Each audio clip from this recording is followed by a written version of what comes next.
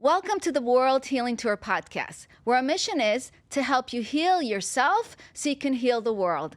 Hi, my name is Noah Crane. Each week, we will bring you tips and tools and inspire you to live your most empowered and joyful life. I'm also the founder of the 3G Effect Mindset, a daily practice to keep you heart-centered in everything you do by taking 3 important actions. Number 1, having a grateful heart and connecting to your gratitude. When you're connected to your gratitude, you are able to connect to positive emotions and positive feelings and eliminate those negative emotions that are not serving you. Be in a space of more being thankful and being happy. So connect to those positive feelings by having a grateful heart. Think about it right now. What are you grateful for in this moment? Number 2, ground in love and compassion. First, love and compassion for yourself, because everything starts with you. And then learn to share that love and compassion with others. When you're in a place of love and compassion, you're able to release judgments of yourself, judgments of others, and therefore find a place of acceptance and forgiveness, a place of love and connection, which is such a beautiful place to live. If you want more love and compassion in your life, you have to give more love and compassion to others. That's how it works. The more you put out, the more it comes back to you. So today, give love and compassion to somebody in your life. You know, in whichever way you can, whether it's like sending them a heart emoji or just telling them you love them, just keep putting it out so you can have more love and compassion in your own life.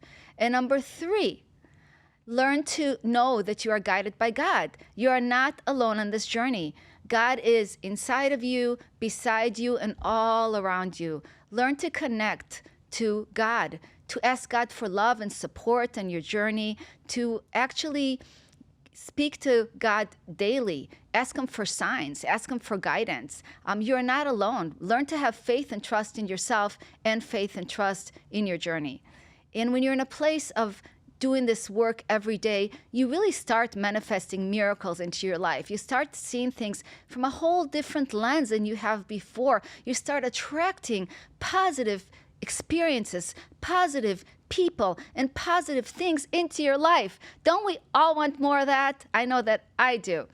Just this week, or actually a couple of weeks ago, a miracle happened in my life. I got into a car accident and I walked away completely unharmed. But the funny thing about it that I wanted to share with you is that a little while before that car accident, I was talking to a friend of mine and I shared with her how I so want a Tesla. I love electric cars and I wanted to drive a Tesla, and I kept telling her about this Tesla that I'm going to drive and the color it's going to be and what it's going to feel like driving it and what the seats are going to look like. I was describing it to her, and I was really in that place of, good vibration, good energy in the world, putting out what I wanted. Now, she said to me, Noah, how are you going to get the car? Because you're in a lease right now. How are you going to get it? And you know what I said to her?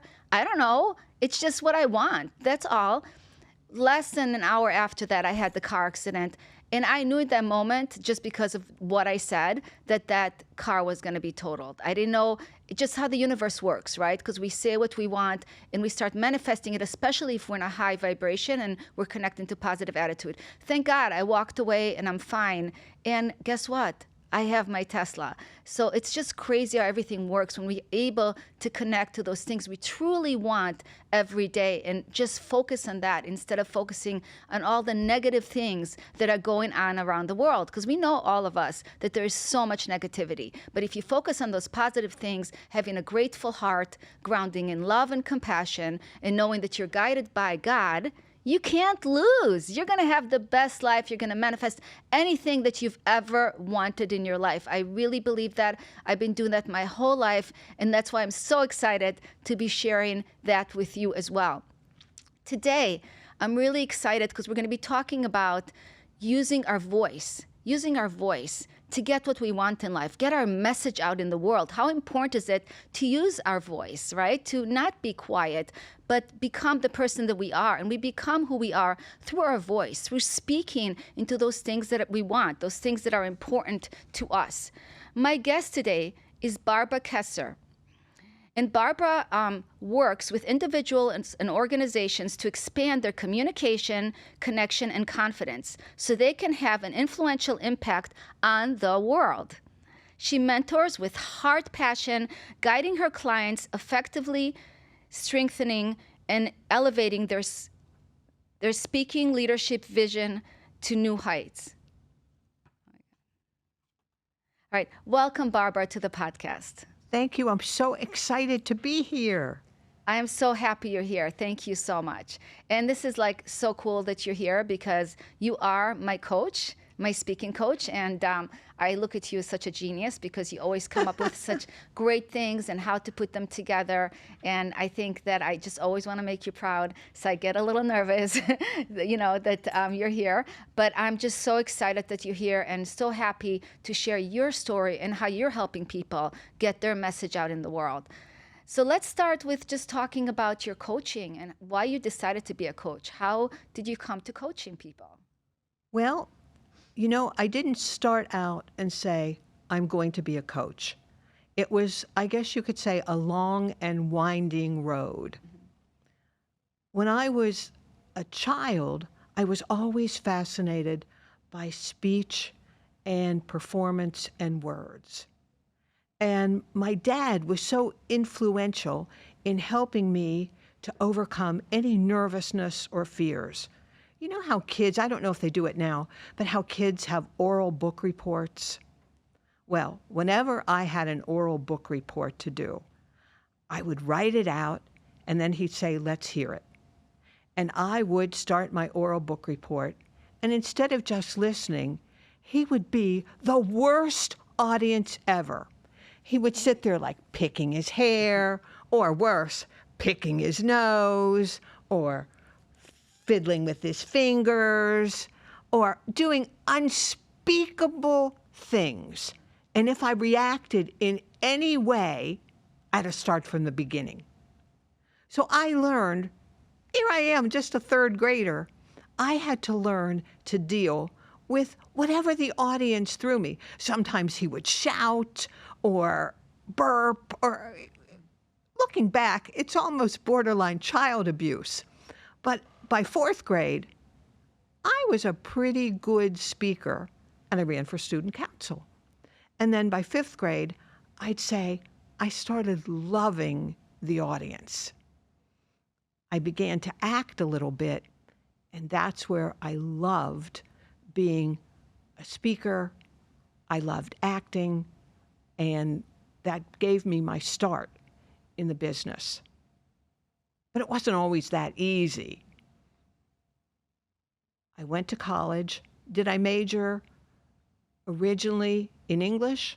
No. I picked business. Why? Because I would be the only girl. Well, I was, but that didn't satisfy my soul. That didn't satisfy my love of literature, of words, of everything else. So I went back and went into English. And that was absolutely fantastic. It was and is still the love of my life. But, you know, back then, there weren't too many jobs other than teaching for English majors. I had a husband. I got a job with a corporation. In the payroll department, there wasn't much room for speaking, and my love of literature didn't do the tax returns. But that was okay, because I was able to find different avenues, different groups, different ways to function. And when we moved here, when my son was just 11 months old, things changed a little bit, and I got a job with a company, a major company, where I became a trainer, a corporate trainer. And that was something that I really loved, because I have, let's call it a bulldog mentality. I won't quit until I figure out how something worked. So say Windows. I had no idea how Windows worked or even how computers worked, but I made myself learn, and then I started teaching other people at work And also, I got a job with a little computer school as a part-time job. So that was the start of my coaching. But in 2010, something terrible happened to me. I had 2 strokes, back to back. They said, you couldn't have possibly had a stroke at the hospital. You're too young. It must have been a migraine. No, it was a stroke. That was a Tuesday. Friday of that week was Cinco de Mayo, actually. Everyone was partying, and I was there being hooked up to machines. I had a second stroke. I was very fortunate. Some people never come out of stroke. But when I came home, and now, that was 2010. Now people go to therapy. Now people have much different. They sent me home. They sent me home. They had someone come to the house to help me walk. They gave me like pot holders and a loom to help with my hands. But my memory was messed up. I couldn't remember a name to save my soul. If I went out, I wasn't sure I'd find my way home. And I couldn't carry on a conversation because words who had been my friends, were gone. So in a conversation, he says, she says, they say, I couldn't do it. I eventually stopped talking. I was able to go back to work after a while, but it was the silent me. The thing that got me through, though, Noah, the thing that got me through was my family. I'd been home from the hospital maybe 10 days, and I was wearing this ratty bathrobe, and my son said, he came over, and he said, get up. And I had a cane. I named that cane Charles. We weren't good friends, but we navigated the world together. He said, get up. Get up. I said, what are you talking about? Get up and get dressed. He said, I'll be back in 20 minutes. Get up, get dressed, put some makeup on, for God's sake, comb your hair. We're going out to lunch. Lunch. Well, when he came back, I did my best. He looked at me kind of like, okay. And he had a box of Q-tips that he tossed at me. I said, Q-tips? Q-tips, what am I going to do with these? He said, read it. Q-T-I-P. Quit taking it personally. Things happen to people. You had this. Now you have to get over it and get better. And we did go to lunch. Was I steady? No. Did I laugh for the first time? Yes. And I eventually made my way back to work.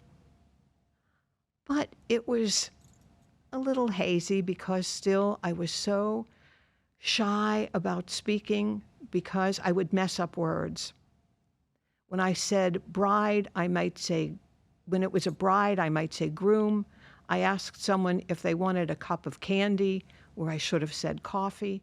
And I wouldn't know that I did that until I saw the shock in their eyes. I'm not the only one. That's pretty common with stroke. And I've got to tell you, I might do it in this interview. I still do it. We named them in our family. We named that flubles. I work on it, but it still happens. But I stopped being so shy about it. But I had a friend, and she said, I belong to a group called Toastmasters. Come with me. No, I can't. Every week, come with me. No, I can't. Come with me. No, I can't. And finally, Noah, because I couldn't take it anymore, I went. And that's where I got my ability to speak again and to get the desire to help other people who maybe hadn't gone through what I went through, but who were afraid to speak or said they couldn't speak, to start speaking again. So that's how I started coaching. That's amazing. It seems like, I mean, that whole story and what you've been through and how, and it's kind of like life, right? We go through things, we fall off the horse, right? And then we need other people to help us get back on again. It's so important. And your son seems like he was such a big supporter of you not feeling sorry for yourself and not taking, how did that help you in your own life, knowing that with the Q-tip story, that is really powerful. How are you able to put that into your life on a daily basis? Well, I'm not going to do it now, but I have Q-tips in my pocket. I always have Q-tips. And it's so easy to take things personally and to look at somebody who might have slighted you, maybe unintentionally, and say, I'm wounded. Maybe not get a job or something that you want and take it personally. But not everything is aimed at me or about me. And when I pull out my Q-tip, okay, well, I was on the road. There was a yellow light. There was no place for me to go. I went through the intersection. I see the lights behind me. Oh, God. Cop pulls me over. Well, he must have thought I was a nut to begin with because I was so nervous. I haven't ever gotten a ticket, and I got out of the car. He said, ma'am, get back in the car. So now I'm like a jittery mess. And he said, open your window. And I opened the back window. So by this time, he really thinks, I could have been on that show Cops. So he said, show me your license and your registration. I opened my glove compartment. God only knows what fell out of there. But he said, what's in your pocket? Why is your hand in your pocket? Well, I thought at that point, if I pulled out my Q-tip, they're taking me away. Mm-hmm. But, okay, he had every reason to pull me over. Don't take it personally. Yeah, I took the hit for going through the intersection, went to driver's school, and it was okay. Otherwise, maybe in another lifetime, I'd have yelled and screamed and said it was so unfair. I didn't deserve that. Quit taking it personally. Stuff happens. We have another rule in our family, though, that has helped me, and that's my son and I, we share this. It's called the 10-minute rule. When something really terrible happens to you, 10 minutes. You have 10 minutes a day, every day, to feel as bad and as sorry for yourself and say even awful things about the other person if you want to. 10 minutes, set a timer. End of that 10 minutes, over, done. And that helps too. So you quit taking things personally, you go with that 10-minute rule, and then you go on and you say, how can I make this world a better place? What can I do? How can I help someone? And it changes everything. You practice the 3G effect mindset, really, and that's what it's all about. Yeah, and it's also like, it seems like when you talk about it, you're setting boundaries with yourself. You're kind of setting your own boundaries. You're like, I have this much time to get upset and angry, and then I got to let it go. I'm not going to, and it's also like empowering tools. So you're also giving yourself a space to be empowered with, like, not to take it personally. Now you get to, like, say, it's, you're not taking it as though you had anything to do with it. Like, things happen in life, and and it's a way of accepting too, right? When you accept things, you just kind of accept it, forgive it, let it go. It's like that constant cycle of acceptance, forgiving, letting go, not getting stuck in those emotions and feelings because they're not going to take you anywhere good. And we want to stay in a high vibration. Those feelings can drag you down. Well, for me, they can drag me right to the refrigerator, where I'm eating stuff that I shouldn't eat, that doesn't serve any purpose. But, it's like COVID. COVID for me was a blessing because I got stuck in the house. My husband works from home, so the two of us are like two rats in a trap, I told him. But what am I going to do with my time? I don't like cooking, so some people learn to cook. My girlfriend next door, my neighbor, makes the most amazing pies. Well, that's not me. And I probably could have cleaned my house top to bottom, but that's not me either. what I did was I went online. I had the desire to really learn more about public speaking, to learn more about life coaching, to learn more about how to coach others in the best way possible. And I used that lockdown time to sign up for every course that I could, to go through every course that I could, to learn everything that I could that would enable me down that road to be a better speaker coach, a presentation coach. And when suddenly COVID was lifted, I had those skills. That is extremely, extremely powerful. So you used ways to grow yourself during that time, during a challenging time. You were taking time to grow yourself. And that's such an important part of life. So I wanted to ask you about Toastmasters, because some of the audience might not really know what it is. So can you tell us a little bit about Toastmasters? Sure. Toastmasters is a nonprofit group that meets in clubs. There are individual clubs. There's some at night. There are some during the day. I think there's even one early in the morning, of people who want to become better speakers and leaders. And there's an educational program that you follow. You start out with a basic speech, and then you build up to other speeches. And we also have something called table topics, where you're asked a question and you have 1 to 3 minutes to answer that question. And it can be just anything, but that helps you with getting your quick thinking skills. I love it. And I'm also right now doing something called youth leadership, where I'm working with kids who are 13 to 17. It's kind of like a mini Toastmasters. But that's helped me, and it's helped a lot of other people. But it's not for everybody. Some people will have a keynote address, for example. They don't want to go through the whole Toastmasters program. Or they want to learn how to do a podcast, and they don't want to go through the whole Toastmasters program. Or I have a new client who's got a Russian accent, and she wants to become a better speaker. She's been a Toastmaster. She went as far as she could with Toastmasters, but now she wants to learn to give speeches. So that's the kind of people that I work with. Yeah, and you also help people write their speeches. So that's all part of it. And it, you know, that's always a difference between working in a group and working one-on-one with a coach. And I really get so much out of working one-on-one because you get that personalized attention.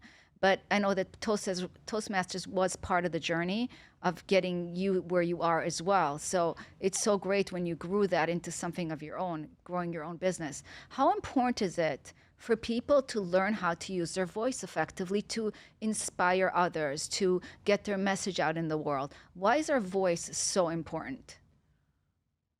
Your voice is a tool. If you want to look at gifts that you get from God, your voice is one of the best tools that you have. And think about what you can do with your voice in any conversation.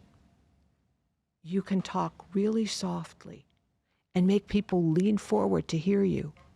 You can talk really loud for emphasis, or you can combine the two. Your voice, well, they say speaks volumes, but it really does. You might not know this, but you use your voice when you're speaking just normally to your friends, to your family. You change the pitch, you change the pace, and you change the pause. But too often, people get up to give a speech, and what do? They speak in one monotone. They don't have any idea how to change that. And what does the audience do? Or worse, they pick up their phone. And that is the kiss of death for speaking. So just with that little tool that you have with your voice, think what you can do to get people's attention.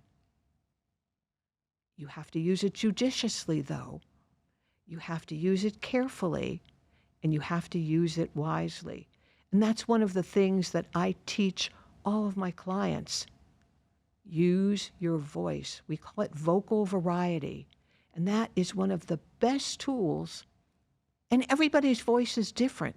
It's distinctive. You can train your voice to a certain extent, but everybody has their own distinctive voice. Now, another way that we think about voice is your message, because you have to first have a message to deliver. That's also part of your voice. But once you have that message, use what you have. Sometimes with some clients, we do actual vocal exercises because some people don't want to open their mouth for some reason. Why?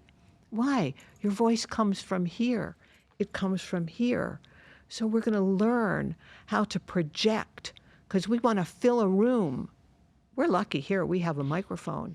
What if we didn't? How would people hear us? That's the beauty of your voice. And I love working with individuals and having them hear their voice. Learn how to work with it. Yes, and when it comes to voice, there's more that I wanted to talk about like gestures, right? And I wanted to talk to you a little bit about, can you talk a little bit more about gestures and how body language really conveys your message even stronger to people? Absolutely. Now, what endears people to a speaker? Your voice. And we talk about pitch, we talk about pace, and then we talk about pause. Because if you speak in the same way and you don't put a pause, then nobody's going to pay attention to you. They'll just fade out. But body language, well, that's important too. And body language are gestures.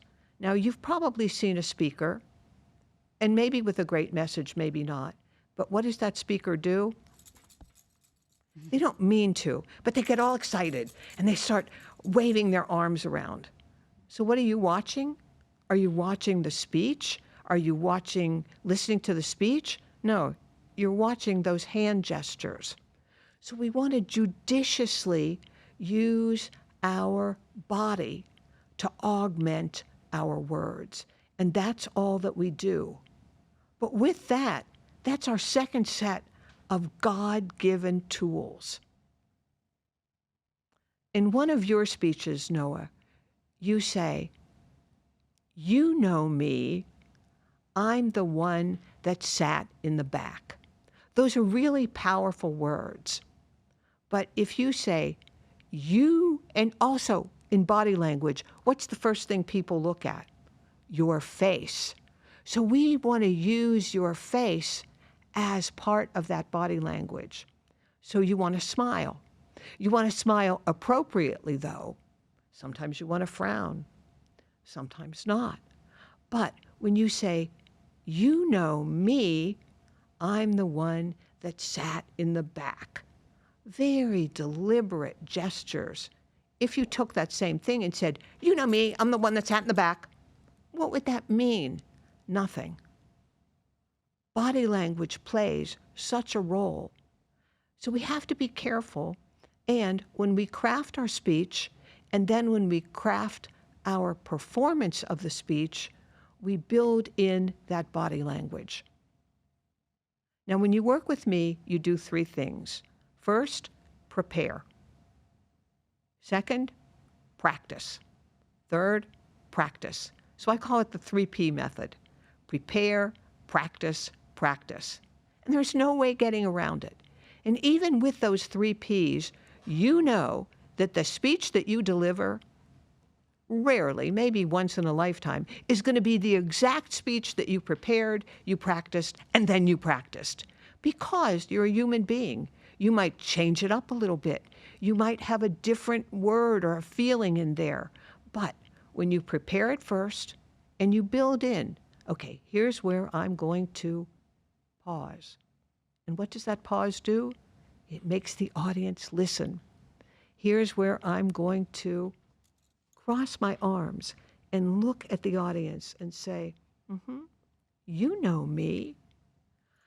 All those things, when they're built in, when you finally deliver the speech, the audience doesn't see all that preparation. All they see is someone who's relating to them, who they can relate to. It's not easy. It's not easy. People say, well, I like to just get up there and talk. No, that doesn't, if it's a simple speech that doesn't count for anything, sure, why not? If it's an important speech that you want to use as a stepping stone or to sell a product or make your views known, absolutely not. There it is important to practice vocal variety, to practice body language. One of the funniest things that people do, though, when they get nervous is they put their hands down, hold them like this. I don't know if you can see, but they hold them at crotch level. Call that the fig leaf, because where is the audience's eye drawn? Right there. So you want to, when you're not using your hands, you want to just hold them loosely at your sides, because we want people to be natural. We don't want them to look stiff. And the fig leaf position, no, we're going to nix that every time. But once you start getting into, and you know this, once you start getting into that prepare, and then you get into the practice, it's fun. It's exhilarating. And then once you see the audience looking back at you, and when you say something, nodding their heads, yes, yes, you know you have reached that audience. Yes, I love that. And like you said, it takes constant practice, constant practice. And that's what I'm learning because, sometimes I practice more, sometimes less. But when I'm more prepared, it definitely flows a lot easier through me because it's not about having it perfect, but it's about like just being able to be present in the moment and not get in your head, right? Because when you get in your head, that's where you get stuck. So you get out of your head when you know the stuff, it just kind of flows out of you much more easier. And I wanted to ask you how important are, what I noticed with my speeches, so we always write stories to our speeches because people really love stories and people relate to stories. How important do you think are stories for people to relate to you and really connect to who you are and remember your speech? Well, I am a pretty tough taskmaster. I know this, and the reason that I am is, in my mind, there are two kinds of speeches. One, good. Two, bad. And what makes a bad speech? Hey, maybe you forgot some of it. Well, the audience doesn't know what you were going to say unless you've given them a script, so that's okay. But what makes a bad script is if you've put a lot of time into it and then the audience doesn't remember it. The audience doesn't remember it. But what does the audience relate to? A wall of words? No. After a while, you're speaking, and people's attention wanders. But what brings them back is a story. A story about someone or an event that they can relate to. And there is a psychological reason for that. There's a technical term for that.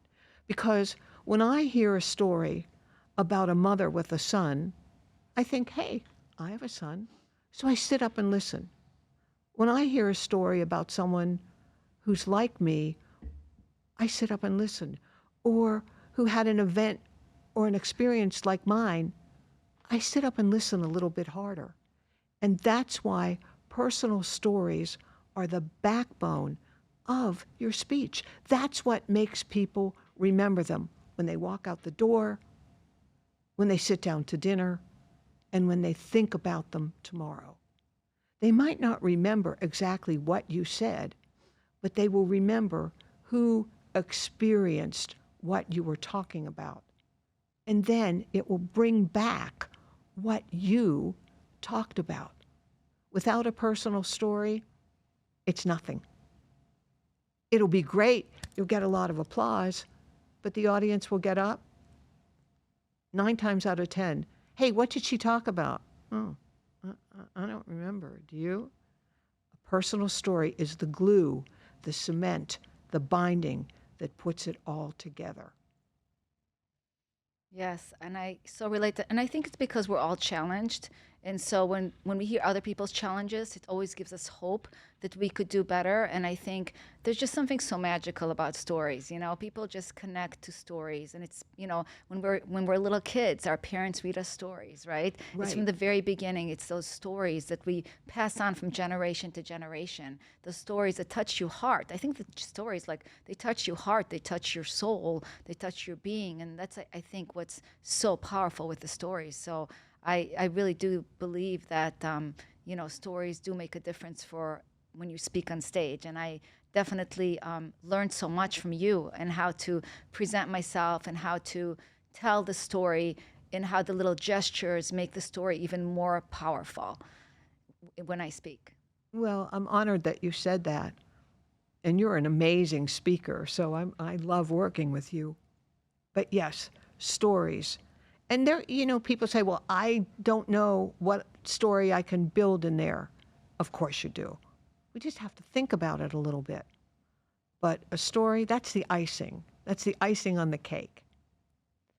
And the other thing we always need in any speech, 2-minute speech, 40-minute speech, is a conclusion. How are you going to end that speech? Could it be a call to action? Could it be a question? Could it? It's got to tie back to what you talked about in the beginning for the whole speech to be meaningful. So when we write our speech, that's what we work on. Think about a hamburger, okay? Or your favorite sandwich. But a hamburger is a good one because you've got that top bun, and that's the beginning of your speech. And then you have your filling. And maybe it's just a plain piece of meat, or maybe it's a piece of meat with lots of goop and glop and stuff on it. But what's anchoring it at the bottom? The bottom bun. And when you put it all together, now you have one unit, one complex unit, but it all works together. Without all three elements, it doesn't work. So that's why we work on the beginning, we work on the end, and then we work on what's going to fill the bun. Too much spills out, gets all over, gets on your clothes. Just enough, and it's perfect. How important is it to believe in your speech, like to come across as somebody authentic and somebody believes in what they say? Because I believe that sometimes, like, we hear people speak and it's just like you said, it's just like words. You don't feel that the people really are connected to what they're saying. How important is it to really live what you're saying and to, come from your own background rather than just throw a bunch of words out? Well, that's a kind of a trick question. I would like to tell you that I look like Heidi Klum, that I am Heidi Klum. But if I told you that, I'm sorry to say that I would not be very believable, even though I wish that I could be. So on that level, we have to believe in what we're saying. If you don't totally agree with the concept of what you're saying, tell the audience. Be honest with the audience. The audience can see that. And unless you are an Academy Award-winning actor, your body language, if you don't believe wholeheartedly in what you're saying, somehow when you get up, you're going to hunch your shoulders a little bit, or your voice is going to be just a little softer. Why would you deliver a speech on something that you don't believe in? Maybe if you're doing advertising for a product or something, but I think you do have to believe in the ultimate good of what you're talking about. Or the audience is a very powerful, they have vibes, vibrations, sense.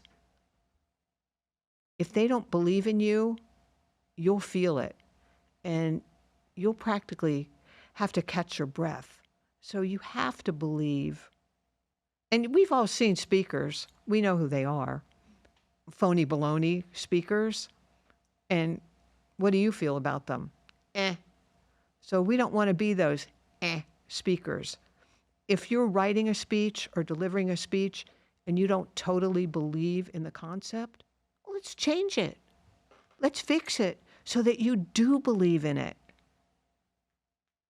Let's make the words flow so that they fit you.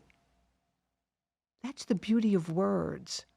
We can make them flow into any channel, make them work into any department to make them match you. Yeah, I love that. So just keep recreating it until you really feel it within yourself. Right. And I also wanted to talk to you about the difference between speaking on stage in front of an audience or speaking on Zoom, because I know those things are very different. Oh, And I would love for you to share about that as well. when you're on stage, you have a whole area to cover. You don't know how many people are going to be in the audience. But if you are on stage, the thing that you don't want to do is stand and deliver. You might have great body language in that position. You might have great facial expression, and your vocal variety can be spot on. But if you're standing in one spot, that's boring. On the other hand, you don't want to run to the left and run to the right, then come back to the middle. No. So it's an art to speak on stage because you want to go to the center and maybe casually go 3, maybe 2 steps to the left, come back to the center, and then same way to the right and come back to the center, always looking at your audience because you want to have that eye contact with your audience. Now, if you're nervous about locking eyes with someone, you can always look between 2 people. That works. They don't know that you're not looking at them. Although having eye contact for just a minute doesn't hurt, but you want to scan the audience as you're moving. On the other hand, if you're on Zoom, what do you have? Box. So you don't have that luxury of moving to the left or moving to the right, because if you do, you're going to go right out of the frame. And that's the same with your hands. When you're on Zoom, hands, shoulder height. Your face is your biggest tool there. And you want to use your hands and body very judiciously. Now, if you stand for a speech, and some people do, make sure that the camera angle catches what you want it to catch. That's prepare. That's practice. You know, on Zoom, you can always record yourself and then look at the playback to see, am I centered? Sometimes you think you're centered, and actually you're all the way over. And when you're on Zoom, you might be staring out, but the camera's up here, so you always want to look at the little red or little white light. But your body language has to just be very deliberate, because if you put your hands like this, what do people see? They don't see your hands.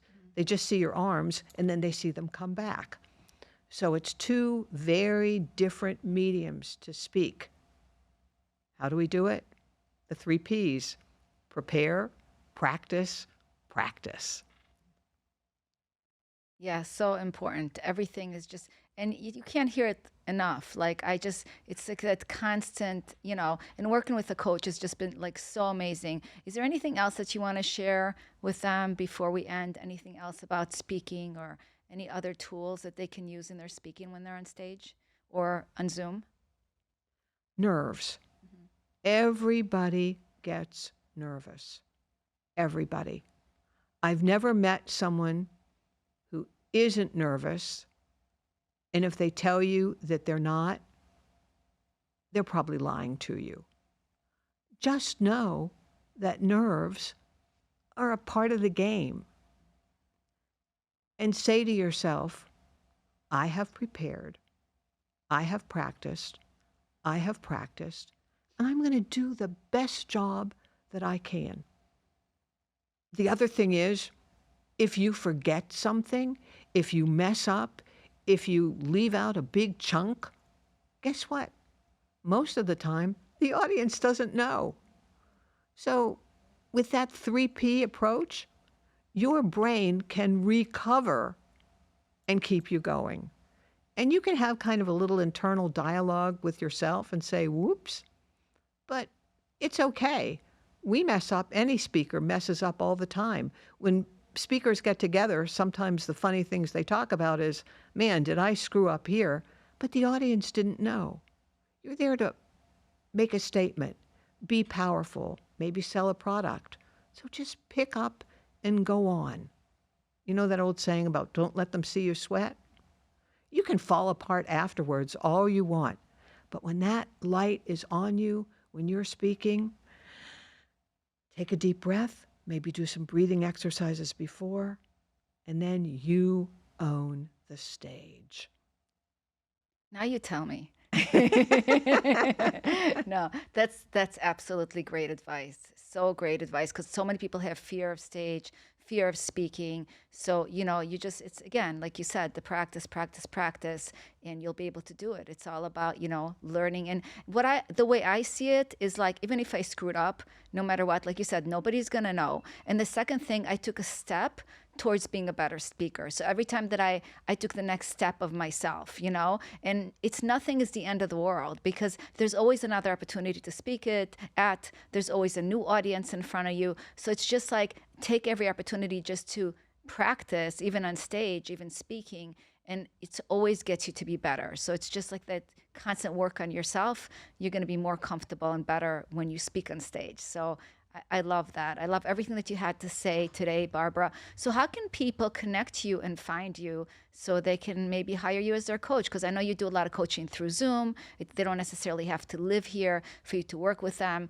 And I highly recommend Barbara. So how can they find you? Well, I would love to hear from everyone. Here's how I work. If you would love to work with me or you're interested in working with me, you can contact me by email. It's my name, Barbara Kesser, Kasser, @gmail.com. And I will get back to you as soon as I can, and we'll arrange one complimentary session where we talk about your goals and what you're looking for. And we both decide, is this a good fit? Is this going to work out? And then we set a schedule for a package of either 3 or 6 sessions. And the sessions are either between 45 minutes and an hour. Sometimes they run a little bit over, sometimes rarely less, but I'm always available. Noah can tell you I'm always available by email or text because I want my clients to succeed. I want them to be the best version of themselves. And maybe you have one project that you want to get done, a keynote, or you've got a big speech coming up at work. Okay, that's a 3 package. That's a 3-set package. Maybe you want to be a better speaker for the long term. Then we can talk about it. But we start with that complimentary session. But we always start with that introductory email. It's Barbara Kesser, BARBARA, KASSER, @gmail.com. Awesome. That's great. Thank you so much, Barbara. I so appreciate you and having this time. I think people probably learned so much today. So I know every time I'm with you, I learn something more. So thank you. I want to thank you all today for joining us at the World Healing Tour podcast. Until next time, remember to have a grateful heart, to ground in love and compassion, and to know that you are guided by God. Do those actions every day and see how your life transform and how you start drawing more of these incredible people into your life and things that you truly want. Until next time, my friends, keep focusing on the miracles in your life every day and keep seeing them every day and connecting to them because they're all around us. We just have to be open by doing our own inner work to create the outer world that we truly want. Have a beautiful day, everyone. Namaste.